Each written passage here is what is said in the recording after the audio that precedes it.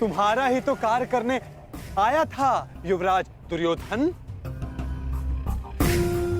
मैं वासुदेव, पौंड्रक वासुदेव। पौंड्रक वासुदेव, यही नाम बताया ना उसने?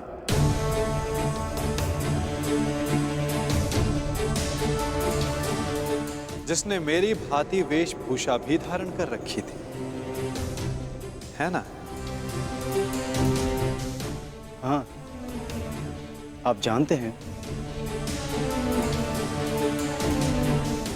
मैं भी कैसा प्रश्न पूछ रहा हूं, भला आपसे क्या छिपा है। परंतु मेरी समझ में यह नहीं आता कि वो पाखंडी आपके रूप में प्रस्तुत होकर सबको भ्रमित कर रहा है और आप शांति की आशा में कभी कभी शांत बैठना भी पड़ता है पार्थ।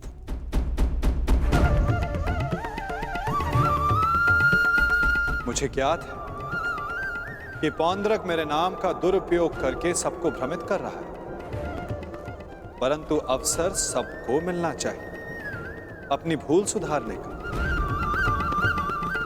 वही अवसर जो मैं सबको देता हूं, वही अवसर जो मैंने शिशुपाल को दिया था, वही अवसर जो मैंने कंस मामा को भी दिया था।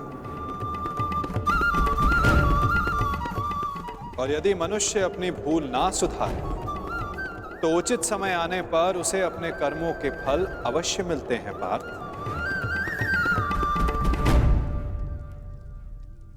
अब तुम मुझे पौंड्रक का संदेश सौंप सकते हो पार्थ।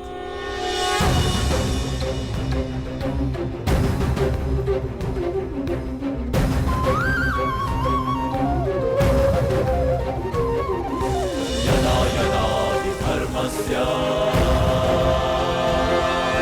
ग्लानिर्भवति भारत परित्राणाय साधूनां विनाशाय च दुष्कृतां।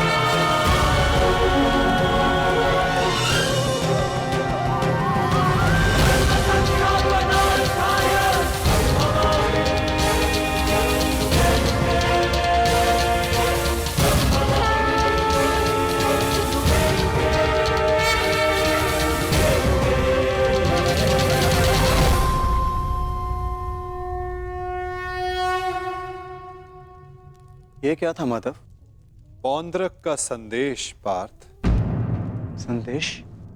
हाँ पार्थ, ये संदेश कि जो भी मेरे दर्शाए मार्ग पर चलेगा पौंड्रक उसका नाश कर देगा।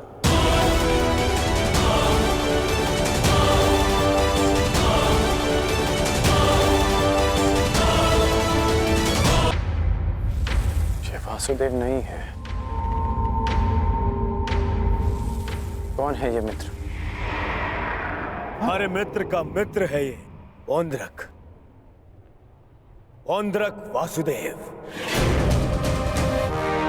इन्हीं की सहायता से मैं अर्जुन से पूर्व द्वारका पहुंचा और नारायणी सेना को अपने पक्ष में कर पाया। इसका श्रेय मामाश्री की तीव्र बुद्धि को जाता है मित्र।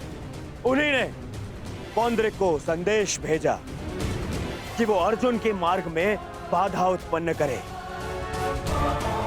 इन्होंने अर्जुन को रोका और उसी कारणवश मैं अर्जुन से पूर्व द्वारका पहुंच पाया। अर्जुन को मार्ग से भटकाने का पूरा प्रबंध कर दिया है मैंने। तो तुमने फिर से छल किया।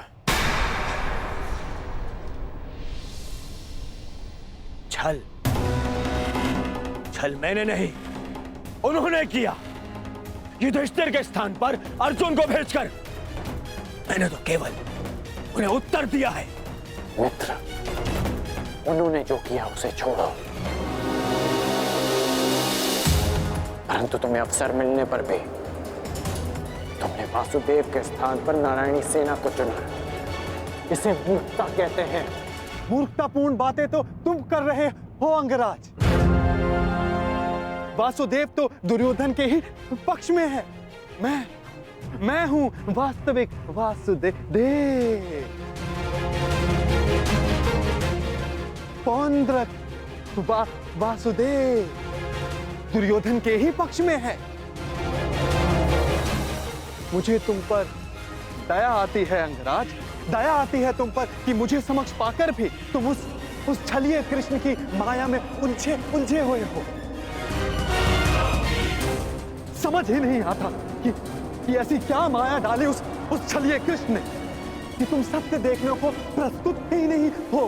पौंड्रक, पौंड्रक वासुदेव है मेरा नाम। पूरा नाम तो लेना सीखो अंगराज। खेद है मुझे, खेद है कि तुम एक मनुष्य की पहचान करने में असमर्थ हो। तुम अपने युद्ध के लिए अपनी सेना में एक पाखंडी को चुनना चाहते हो, उस पाखंडी कृष्ण को चुनना चाहते हो तुम। अरे ऐसा क्या है उस छलिए पाखंडी कृष्ण में जो तुम सब सारे लोग उसकी ओर खींचे जा रहे हो?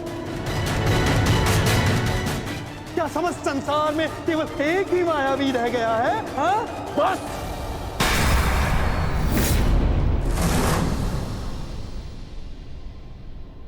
बस तुम करो मित्र, बस। मुझे कृष्ण की वो विशाल सेना चाहिए थी जो मुझे मिल गई। वैसे भी वो निहत्था निशस्त्र कृष्ण मेरे किस काम का है?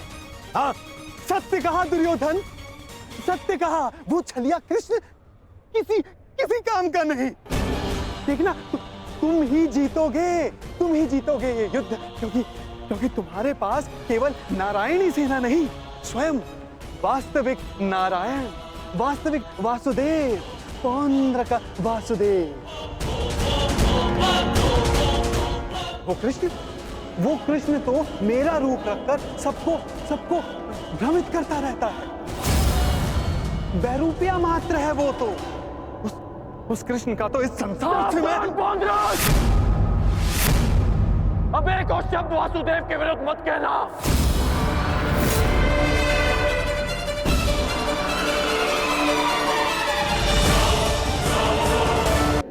वो कृष्ण तो मेरा रूप रखकर सबको भ्रमित करता रहता है। बैरूपिया मात्र है वो तो। उस कृष्ण का तो इस संसार से मैं... अब एक और शब्द वासुदेव के विरुद्ध मत कहना, अन्यथा क्या अंगराज? हाँ? मार डालोगे मुझे? मार डालोगे?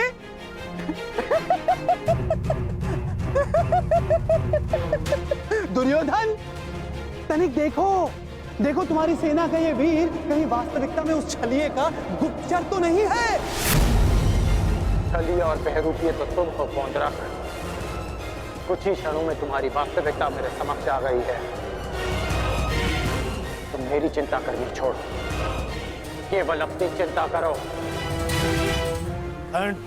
तुम केवल एक बड़बोले ढोंगी हो जो वासुदेव होने का स्वांग रचाकर बैठे हो। मौन रहो दुस्साहसी, मौन।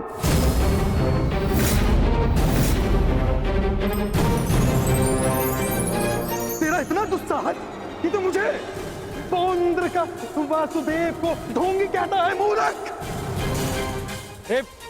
शांत हो जाओ मित्र, शांत हो जाओ। पौंड्रक, कांड का यह तात्पर्य नहीं था। मेरा यही तात्पर्य था।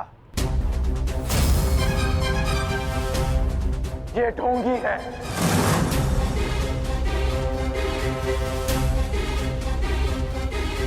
यदि तुम वास्तव में वासुदेव हो तो मुझे निशस्त्र करके दिखाओ। मैं तुम्हें चुनौती देता हूं। पौंड्रक वासुदेव को चुनौती?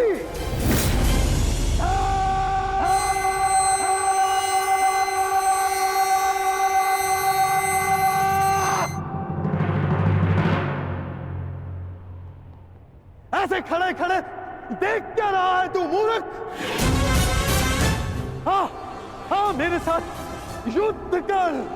मेरे हाथों मरेगा तुझे मोक्ष मिलेगा। हाँ, जिस प्रकार आज मैं तेरा अंत करने वाला हूं, उसी प्रकार मैं उस कृष्ण का भी अंत करूंगा, उस रणछोड़ का। जो रासलीला के नाम पर स्त्रियों को भ्रमित करता है, जो बाल क्रीड़ा के नाम पर स्त्रियों के वस्त्र चुराता है, जो स्वयंवर से स्त्रियों का हरण करता है, उस कृष्ण का पक्ष ले रहा है तू, उसके लिए तू मुझसे युद्ध कर रहा है। उस कृष्ण का भी मैं वध करूंगा, पहले तेरा, उसके बाद उसका। अब तुम्हें सीमा पार करती है।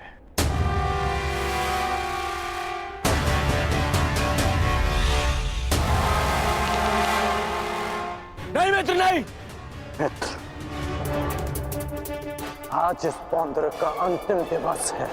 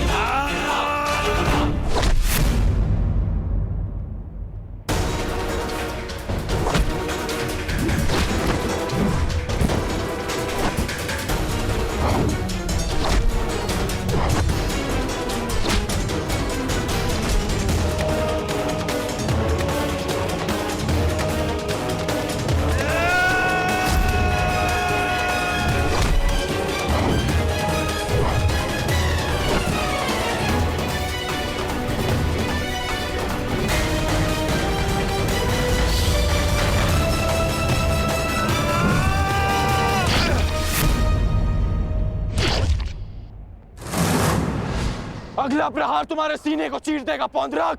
क्षमा मांगो।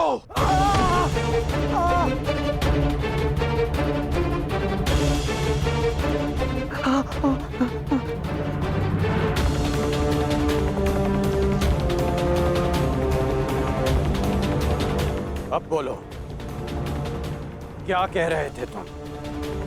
कौन हो तुम? मैं ही हूं वास्तविक वासुदेव, पौंड्रक वासुदेव मैं ही हूं। पाखंडी! नहीं कर मित्र, नहीं, नहीं मित्र। रुक जाओ अंगराज।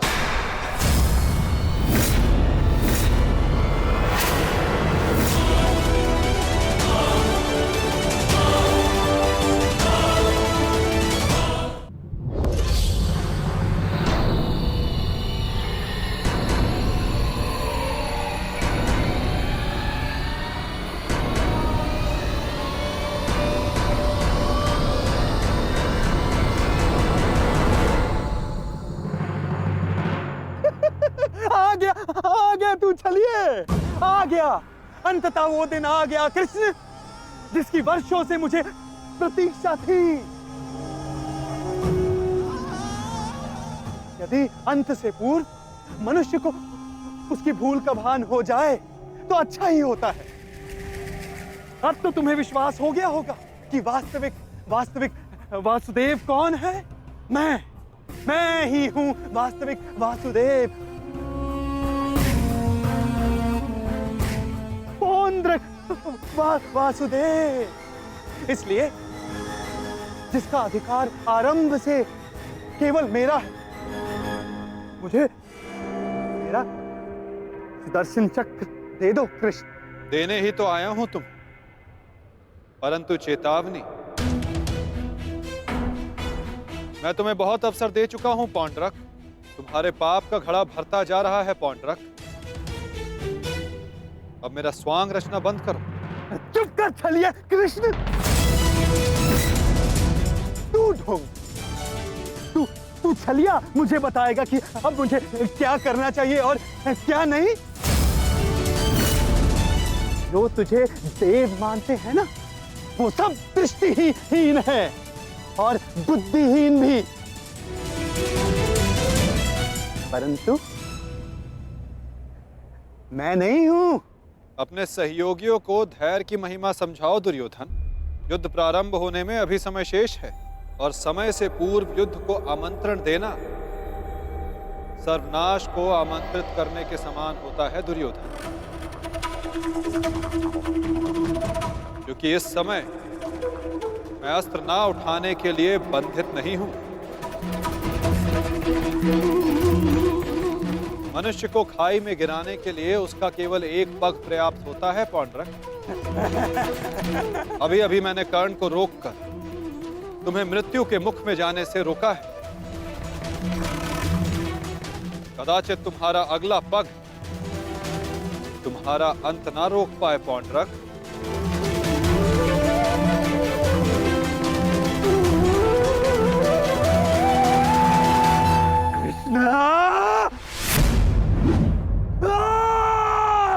बंद कर ये भाषण छलिए।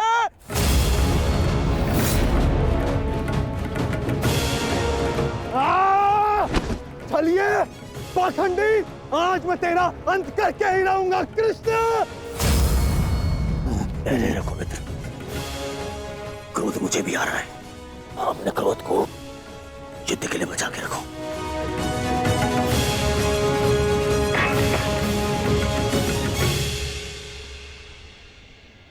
ठीक कहा वासुदेव, युद्ध होगा, परंतु उचित समय पर और उचित स्थान पर, उस महायुद्ध के प्रथम दिवस पर मैं आपको उत्तर अवश्य दूंगा।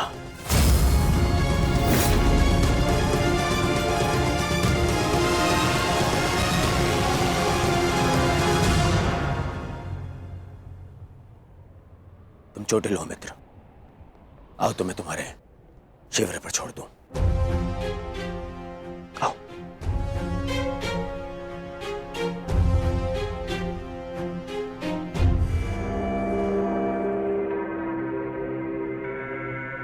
मित्रकर्ण, तुमसे हस्तिनापुर पर भेंट होगी। आशा है तब तक तुम अपने इस भ्रम से निकल जाओगे और तब तुम समझोगे कि मेरा चुनाव उचित था। आशा तो मुझे थी मित्र कि तुम अपने भ्रम से निकलकर वास्तविक शक्ति को पहचानोगे,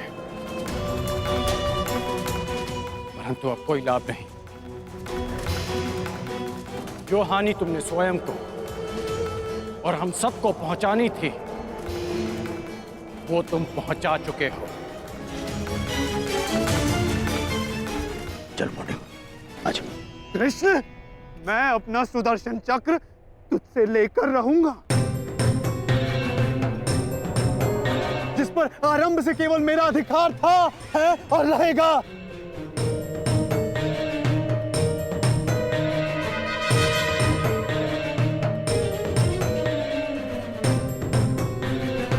चलो सारथी।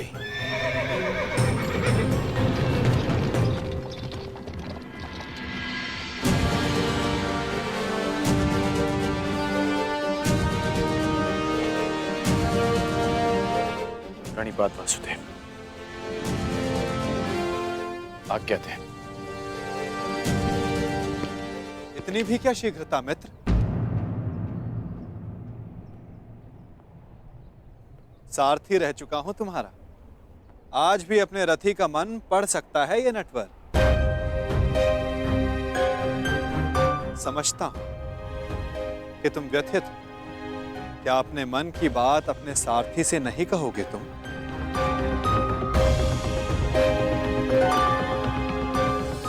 अपने रथी का मन आप पढ़ सकते हैं ना, तो पढ़ लीजिए। इसीलिए कहता हूं मित्र, तुम्हें प्रसन्न होना चाहिए। दुर्योधन ने उचित चुनाव किया। उसे शक्ति चाहिए थी, उसे मिल गई। नारायणी सेना अब उसके आदेश के अधीन होगी। नारायणी सेना में नारायण ही ना हो तो वो कैसी नारायणी सेना केशव?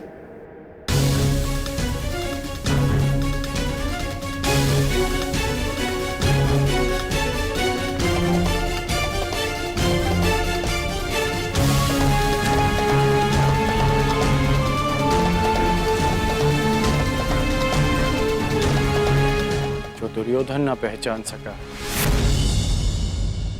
वो आप जानते हैं, और उसे मैं भी देख सकता हूं। जिस क्षण उसने आपको त्याग कर सेना को चुना, उसी क्षण उसने विजयश्री थाल में सजाकर पांडवों को भेंट कर दी।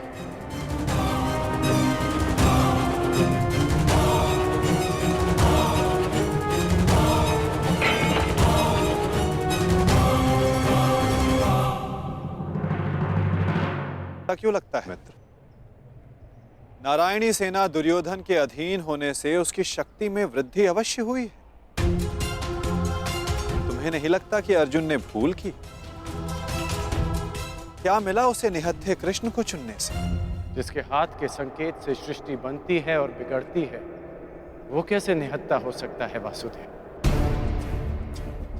परंतु सत्य ये भी है मित्र कि मेरे युद्ध में उपस्थित रहने पर भी मैं युद्ध नहीं करूं, तो फिर मुझसे किसी को क्या हानि और क्या लाभ? सबसे बड़ा अस्त्र तो आप चला चुके हैं, स्वयं को दुर्योधन के विपक्ष में रखकर। आप ही कहते हैं ना कि निर्णय ना लेना भी कभी कभी सबसे महत्वपूर्ण निर्णय होता है, कि हम पक्ष ना चुनकर भी कभी कभी पक्षपात कर जाते हैं, भले ही संसार ना देख पाए। परंतु मैं जानता हूं कि आपने पक्ष लिया है वासुदेव।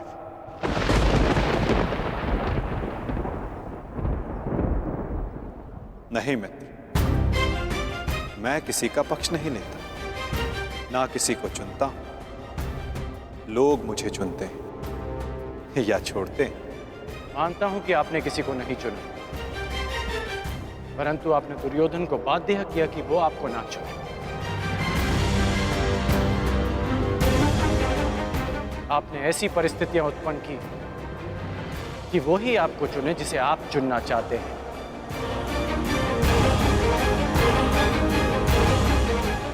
क्या ये एक प्रकार का पक्षपात नहीं वासुदेव? तुम्हारी यही प्रवृत्ति मुझे भाती है मित्र, और तुम्हें सबसे भिन्न बनाती। तुम बुद्धिमान और स्पष्टवादी भी।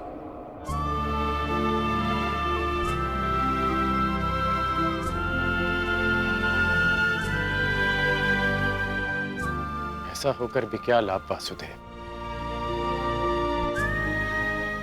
जब मैं आपका साथ ना पा सका।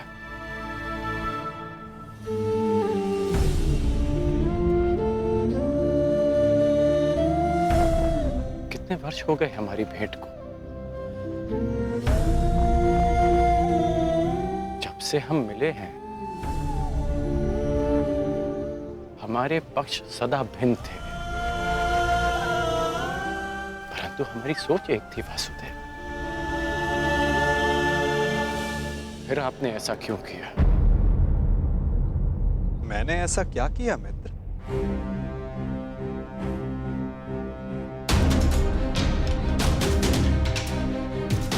आप सब जानते हैं फिर भी ये प्रश्न कर रहे हैं। अब तो मान जाइए कि आप पक्षपाती हैं। कैसा पक्षपात अंगराज?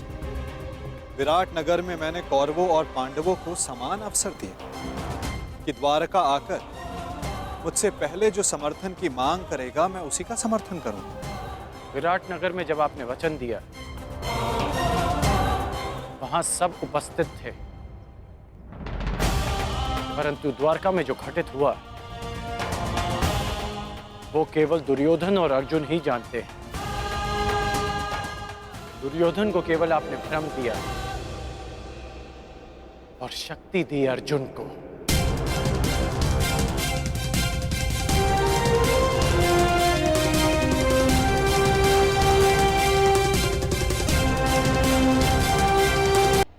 द्वारका में जो घटित हुआ वो केवल दुर्योधन और अर्जुन ही जानते हैं। दुर्योधन को केवल आपने भ्रम दिया और शक्ति दी अर्जुन को। नारायणी सेना को चुनना दुर्योधन का चुनाव था मित्र। मैंने तो उसे केवल विकल्प दिए। अब दुर्योधन ने क्या चुना ये तो उसका निर्णय। इसमें मैं क्या कर सकता था? आप जो कर सकते थे आपने किया माधव, और उसका परिणाम वही हुआ जो आप चाहते थे। यदि आप पक्षपाती नहीं होते तो अर्जुन को देखते ही आप उससे पूछते कि वो युधिष्ठिर के स्थान पर वहां क्या कर रहा है, परंतु आपने ऐसा नहीं किया। यदि तुम दुर्योधन के चुनाव पर निराश हो तो खेल मैंने नहीं, उसके दम, उसके लालच, उसके अहंकार ने खेला है मित्र। आप भी भली भांति जानते हैं कि दुर्योधन युधिष्ठिर से कहीं अधिक सक्षम शासक है। इस समय भारत को शासक की नहीं, धर्म की आवश्यकता है, धर्मराज की आवश्यकता है मित्र। फिर भी मैंने तुम्हारे तथाकथित सक्षम शासक को विकल्प दिए मित्र, जो विकल्प चुनने में ही चूक गया। वो कैसा सक्षम शासक मित्र? और मेरे विकल्प का क्या? आपने मुझे विकल्प क्यों नहीं दिया? कौरवों और पांडवों के मध्य आपने मुझे क्यों छोड़ दिया? क्या आपकी दृष्टि में मेरा कोई महत्व नहीं केशव? मैंने तो सदैव तुम्हें विकल्प दिए मित्र। अब तुमने ही मुझे नहीं चुना तो उसके लिए तुम स्वयं उत्तरदायी। मैंने तो वर्षों पहले तुम्हारा सारथी बनना स्वीकार किया था मित्र, परंतु तुमने ही अलग मार्ग चुना। मैं तुम्हें सदा धर्म के लिए लड़ते देखना चाहता था, परंतु तुमने सदैव दुर्योधन के छल का साथ दिया। परंतु अब भी कुछ नहीं बिगड़ा। तुम्हारे लिए अब भी अवसर शेष है मित्र। तुम मनुष्य श्रेष्ठ हो, परंतु अनुचित स्थान पर उचित स्थान का चुनाव करो मित्र। ये विकल्प नहीं है माधव, और यदि आप इसी को विकल्प कहते हैं तो आप ऐसा विकल्प मुझे अनेक बार दे चुके हैं, और मैंने सदा आपसे कहा कि ऐसा संभव नहीं है। मुझे इस बात का खेद रहेगा कि आप मेरे साथ नहीं होंगे, परंतु ये खेद मैं अपने मित्र को नहीं होने दूंगा, जिस मित्र ने मुझ पर विश्वास किया। आप अपना धर्म निभाइए और मैं अपना ऋण चुकाऊंगा वासुदेव।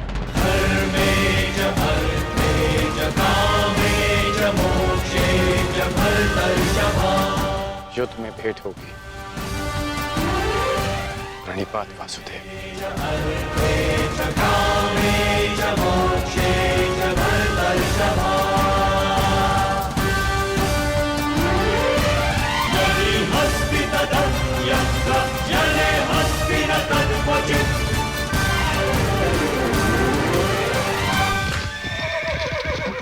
नहीं मित्र, युद्ध से पूर्व हमारी भेंट होगी और मैं तुम्हें एक और अवसर दूंगा। तुम्हें आभास कराऊंगा कि जितना सम्मान तुम्हें चाहिए उससे कहीं अधिक सम्मान के योग्य हो तुम।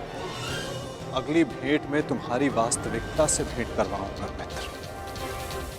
तुम्हें ज्ञात होगा कि तुम वास्तव में कौन हो। आशा है कि उस दिन तुम उचित विकल्प चुनोगे मित्र।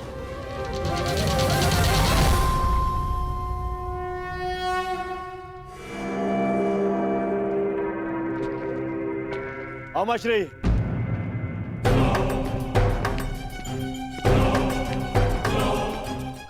कहाँ कहाँ थे तुम? मैं कब से तुम्हारी प्रतीक्षा कर रहा हूँ। बताओ क्या हुआ द्वारका में? और उस छलिया के रहते तुमने नारायणी सेना को कैसे अध्ययन किया आपने? हैं? अब बैठिए तो बैठिए। अरे मामाश्री, आज तक आप अपनी चालों से मुझे आश्चर्य में डालते थे, परंतु आज मैंने इतनी बड़ी वजह से आपको और सबको आश्चर्य में डाल दिया।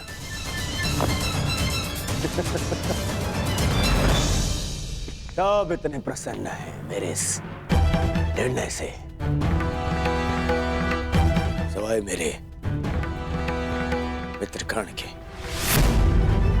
समझ में नहीं आता उसे अभी भी ऐसा क्यों लगता है कि मुझे सेना को छोड़ के उसने हत्या कृष्ण को चुनना चाहिए था।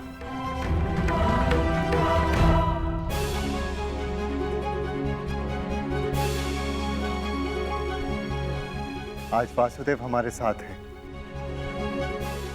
तो इसका सारा श्रेय पांचाली को जाता है। यदि तुमने अर्जुन को ना भेजा होता तो कदाचित ये संभव ना होता। आपका मेरे प्रति इतना विश्वास मेरे लिए बहुत सम्मान की बात है आर्य, और मुझे भी पूर्ण विश्वास है कि आप हस्तिनापुर के लिए अधिक योग्य शासक सिद्ध होंगे। अरे कोई जाओ, समझाओ, बताओ उसे कि कितनी बड़ी भूल कर रहा है वो। भूल तो तुम कर रहे हो दुर्योधन।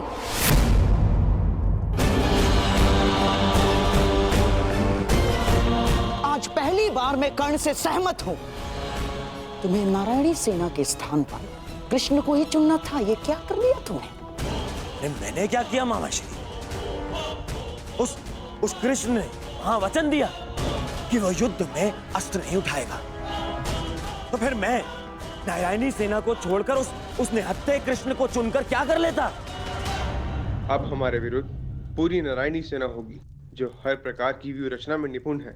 हमें अपने सैनिकों को श्रेष्ठ प्रशिक्षण देना होगा। जब तक माधव हमारे साथ है नकुल, हमें किसी बात की चिंता करने की कोई आवश्यकता नहीं। यदि आज वो हमारे पक्ष में होता तो पांडवों के लिए नहीं, आज वो हमारे लिए रणनीति बनाता, हमारे लिए। उसका वास्तविक अस्त्र तो उसकी नीति ही है। वो कृष्ण कोई साधारण मनुष्य नहीं है ना। अरे महामायावी है वो, महामायावी।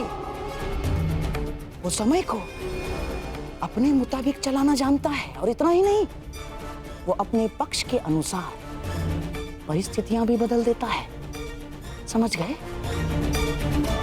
इसीलिए हम आरंभ से चाहते थे कि पांडवों से कैसे अलग कर दिया जाए उस छलिए को, परंतु तुमने इतना बड़ा अवसर गवा दिया।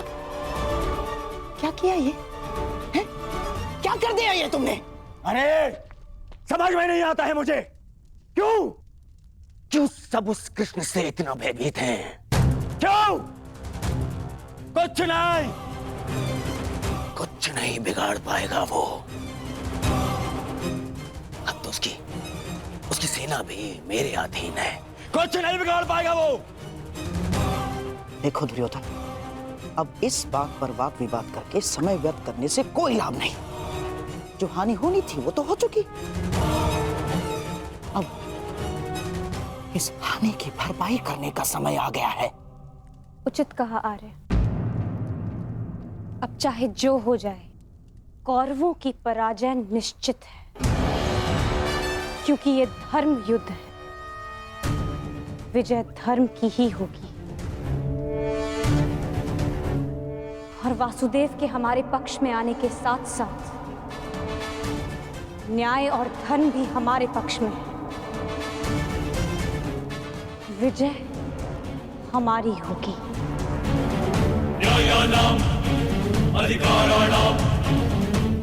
ये महाभारत भारत का नव निर्माण करेगा।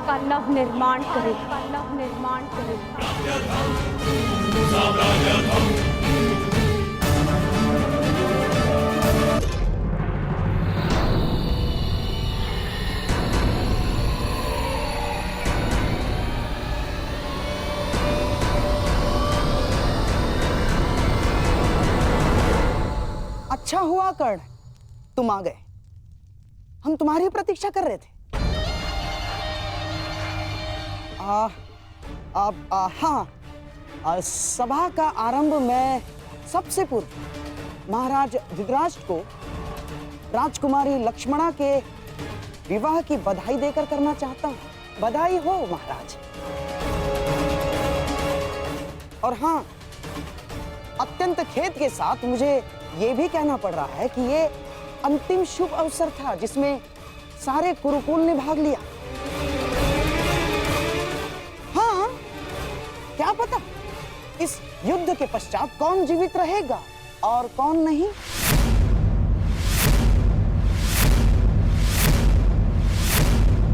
स्पष्ट रूप से कहिए गंधार राज, आपका तात्पर्य क्या है? अब से पूर्व तो आपने इस प्रकार के विचार कभी प्रकट नहीं किए, और अब जब दुर्योधन ने कृष्ण को ना चुनकर नारायणी सेना को चुना है, तो अब इस प्रकार के विचार क्यों? आपका प्रश्न उचित है महामहिम, परंतु यदि मैं अपनी भूल स्वीकार भी करता हूं, तो क्या वो भूल मैं सुधार सकता हूं?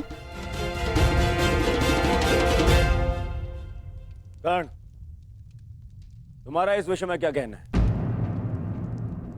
मेरा मानना है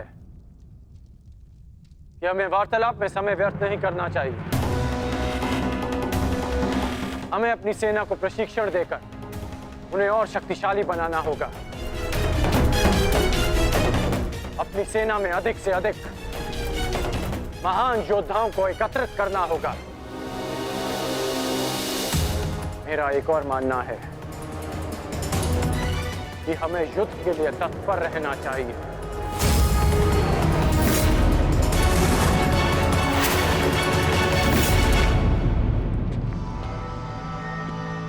क्या तुम्हें भी यहाँ उपस्थित होने के लिए कहा गया?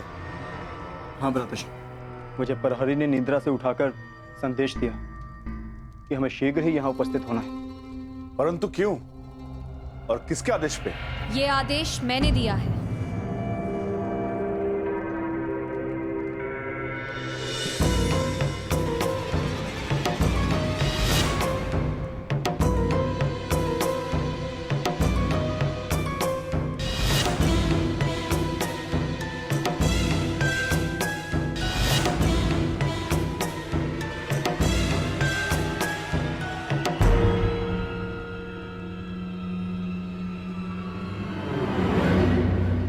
पांचाली, इतनी रात में तुम ये?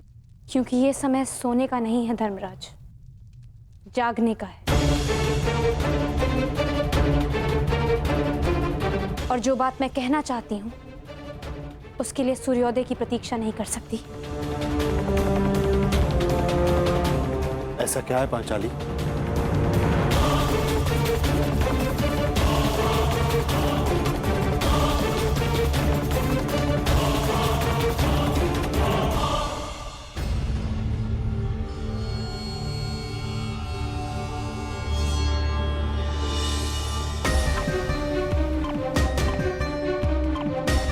पांचाली, ये तिथि कैसी?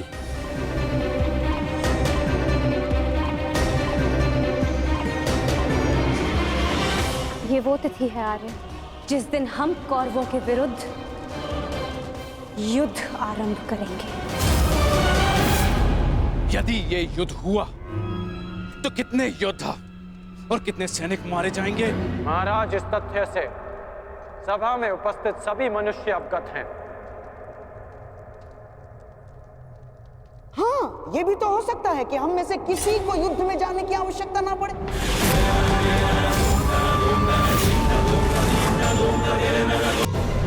महामहिम, जैसे पुराणों में मैंने पढ़ा है कि स्वयं भगवान भी अपने शत्रुओं को एक अंतिम अवसर देते हैं, तो क्या हम अपने शत्रु को अंतिम अवसर नहीं दे सकते? दे सकते हैं ना महामहिम? गांधार राज, युद्ध होना निश्चित है और होकर ही रहेगा। और इसकी उल्टी गिनती प्रारंभ हो चुकी है।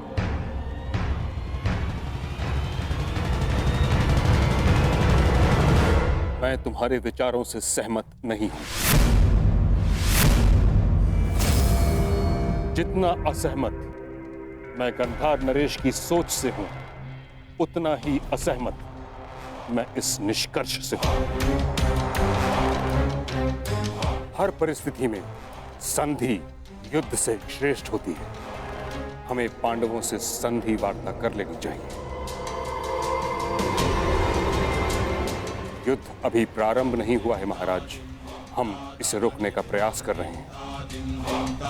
हमें पांडवों से शांति वार्ता करनी चाहिए। मैं जानता हूं कि आप भी ये युद्ध रोकना चाहते हैं, हम भी नहीं चाहते कि ये युद्ध हो। हमारा प्रयास है कि हस्तिनापुर के मस्तक पर इस महाविनाशी युद्ध का कलंक न लगे। ठीक है ताक्षरी, यदि यह हस्तिनापुर के भविष्य का प्रश्न है तो हम अपने दूत को पांडवों के समक्ष भेजने की आज्ञा देते हैं। हमें उन तक संदेश देना है कि हस्तिनापुर भी इस युद्ध के विरुद्ध है। और युद्ध के अंतिम दिन मैं अपने अपमान का प्रतिशोध लूंगी।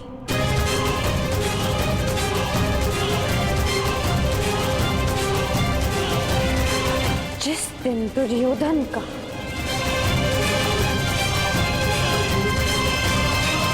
अंत होगा।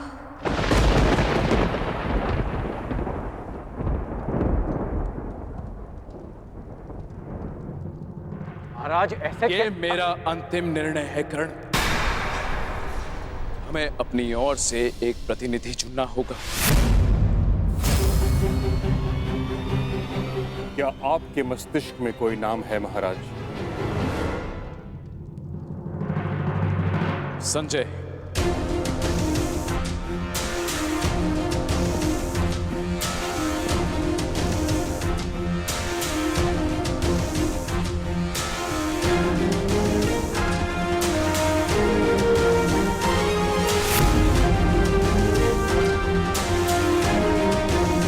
प्रणिपात महाराज।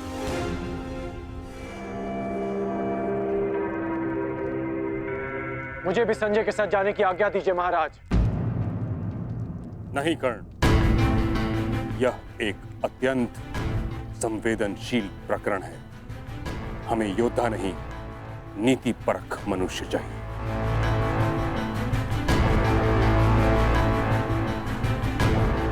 विदुर, तुम संजय के साथ जाओगे।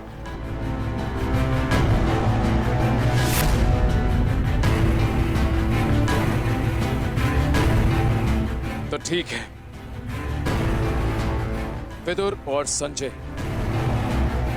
दोनों हस्तिनापुर की ओर से शांति प्रस्ताव लेकर जाएंगे। ये एक पारिवारिक प्रकरण है और हम नहीं चाहते कि परिजन ही परिजनों का रक्त बहाए। उचित है पांचाली, उचित है। अब ये युद्ध तुम्हारे बताए हुए दिन ही आरंभ होगा।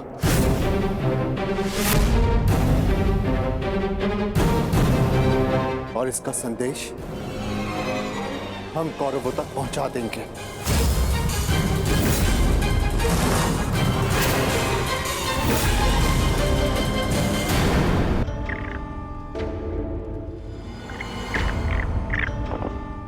अपने खेल पर ध्यान रखो दुर्योधन, नहीं तो तुम मुझे परास्त नहीं कर पाओगे।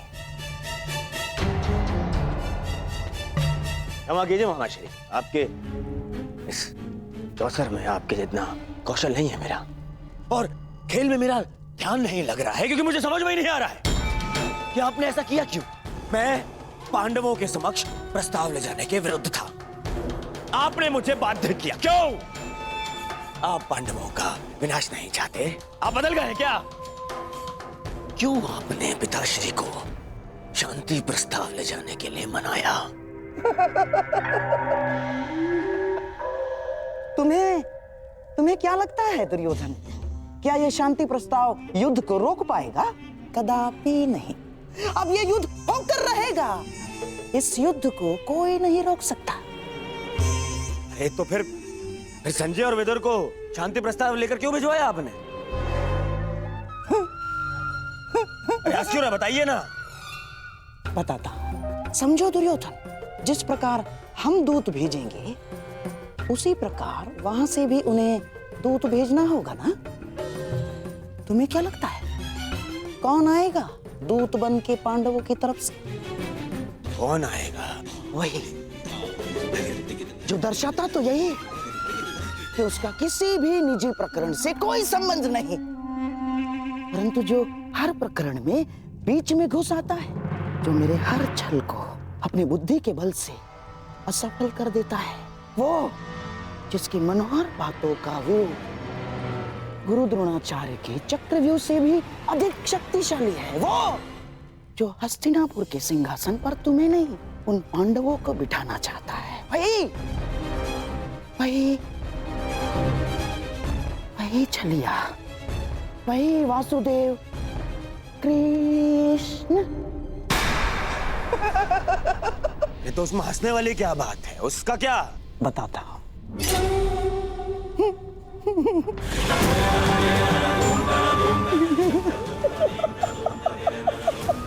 चलिए।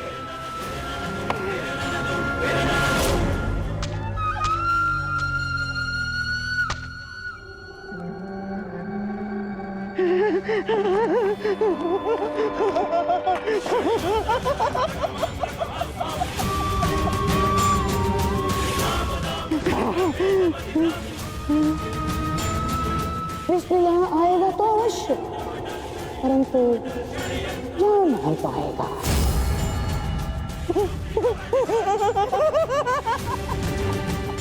जा नहीं पाएगा।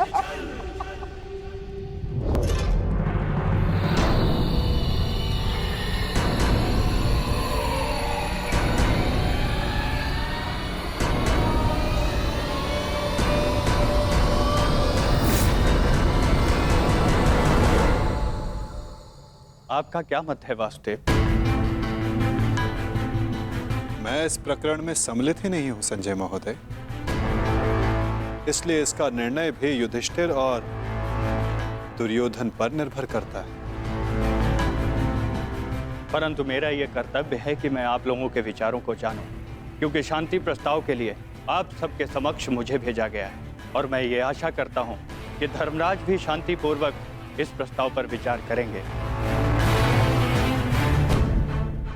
वो तो इस पर निर्भर करता है कि आपके युवराज का क्या विचार है। मैं केवल महाराज धृतराष्ट्र का संदेश लेकर आया हूं वासुदेव। युवराज दुर्योधन के विचार मैं नहीं जानता, क्योंकि मेरे पास दिव्य दृष्टि नहीं है।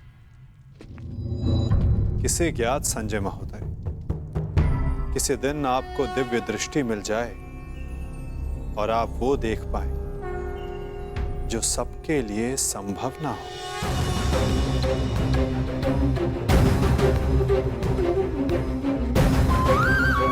धर्मराज, आपके समक्ष हस्तिनापुर से शांति प्रस्ताव आया है,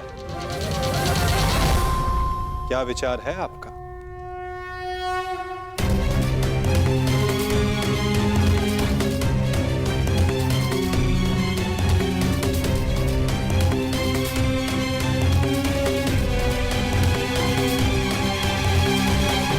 हस्तिनापुर शांति चाहता है तो हमें भी युद्ध करने की कोई ललक नहीं।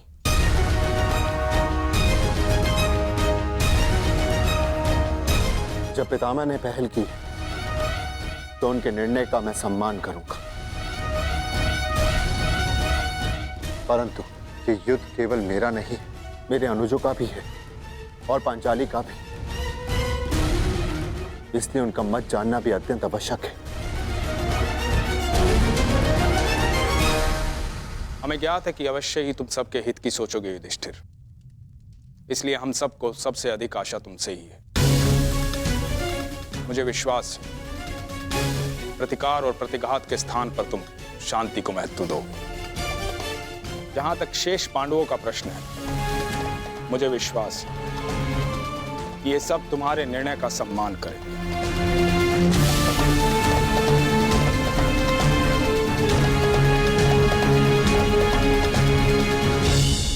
विचार विमर्श करके उत्तर दे धर्मराज, क्या निर्णय होगा आपका?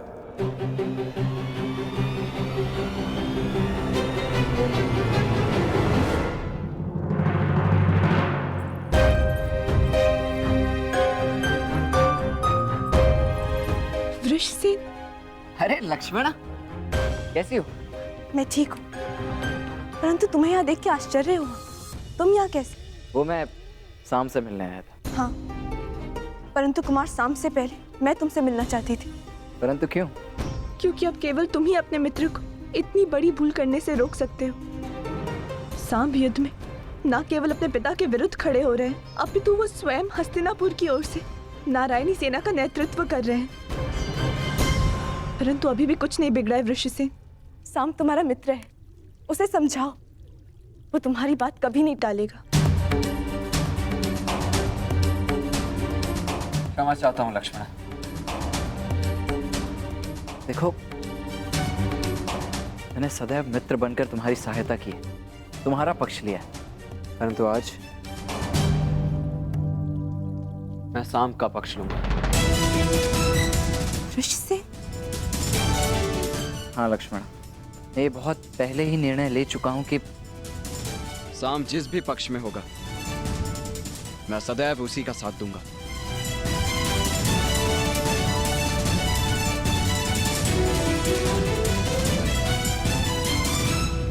परंतु तुम्हें चिंता करने की आवश्यकता नहीं है लक्ष्मण। मेरे जीते जी सांब को कुछ नहीं होगा, विश्वास करो मेरा। पक्ष जो भी हो, हानि तो मेरे परिवार को पहुंच रही है ना वृषसेन। तुम ही बताओ मुझे, प्रभु से मैं किस पक्ष के लिए प्रार्थना करूं? दोनों ही पक्षों में मेरा ही परिवार लड़ रहा है। मैं क्या करूं वृषसेन? तुम्हारे इस प्रश्न का उत्तर मेरे पास नहीं है लक्ष्मण। मैं तो ये भी नहीं कह सकता कि मैं तुम्हारी इस असमंजस से भरी परिस्थिति को समझ सकता हूँ। तुम इस युद्ध में भाग क्यों ले रहे हो वृषसेन? तुम्हारा तो पांडवों से कोई संबंध नहीं है, तो तुम अपने पिता के साथ इस युद्ध में क्यों भाग ले रहे हो? केवल इसीलिए लक्ष्मणा, क्योंकि सांब कौरवों के पक्ष में, और इससे अधिक मेरे लिए कुछ महत्वपूर्ण नहीं। वृषसेन, तुम्हें भान है तुम कितनी बड़ी भूल कर रहे हो। नहीं भान है तुम्हें। यदि भान होता तो इस युद्ध में भाग लेने के बजाय उसे रोकने का प्रयत्न कर रहे होते तुम। मैं तुम्हारे समक्ष बहुत सी उम्मीदें लेकर आई थी वृषसेन, परंतु प्रतीत होता है कि मेरी भूल थी। अपना ख्याल रखना वृषसेन।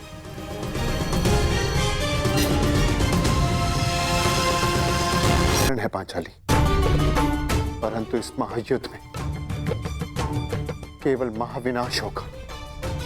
दोषियों को दंड अवश्य मिलेगा, परंतु सहस्त्रों लाखों निर्दोषों के प्राण भी जाएंगे। न जाने कितने परिवार बिखर जाएंगे पांचाली, कितने परिवार। और न्याय का क्या धर्मराज? ये युद्ध न्याय का है और आपकी ली हुई प्रतिज्ञा का क्या? अरे भीम, मैं कुछ नहीं भूला हूं पांचाली, ना ही तुम्हारे अपमान को, ना ही मेरी प्रतिज्ञा को। और जहां तक बात है इस शांति प्रस्ताव की, तो मैं इससे बिल्कुल सहमत नहीं।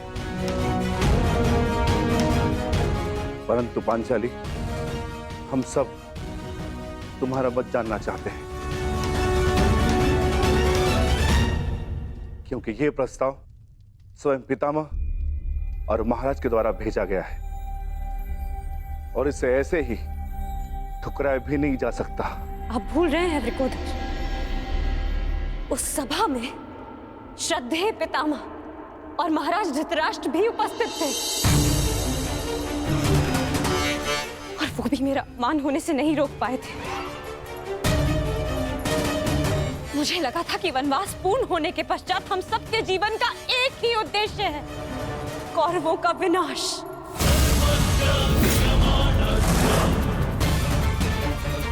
परंतु अब मुझे ऐसा प्रतीत होता है कि आप सबके लिए केवल प्रस्ताव ही महत्वपूर्ण है।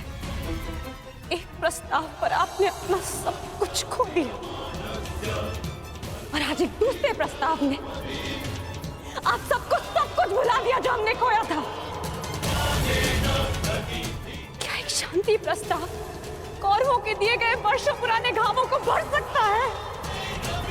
आप सबके दिए गए वचनों को भुला सकता है? यज्ञ सिंह, यदि तुम चाहो तो इस संधि को ठुकरा सकती है।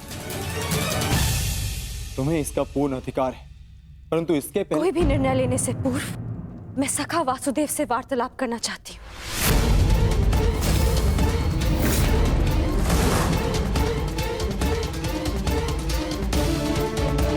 क्या हुआ? सखा कहाँ है? वो हस्तिनापुर के लिए प्रस्थान कर रहे हैं। परंतु क्यों? परंतु क्यों? पांडवों की ओर से शांति दूत बनकर।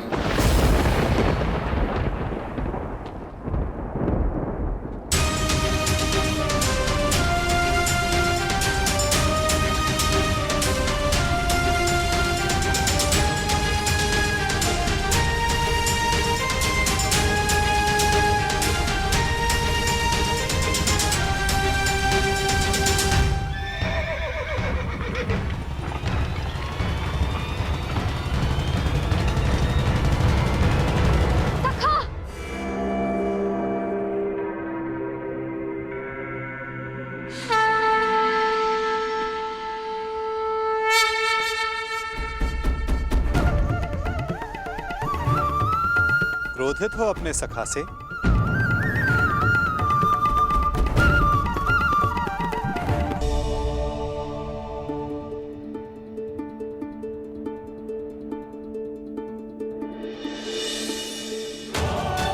मुझे लगा प्रस्थान कर गए। भला अपनी सखी से मिले बिना मैं प्रस्थान करने की सोच भी कैसे सकता हूं?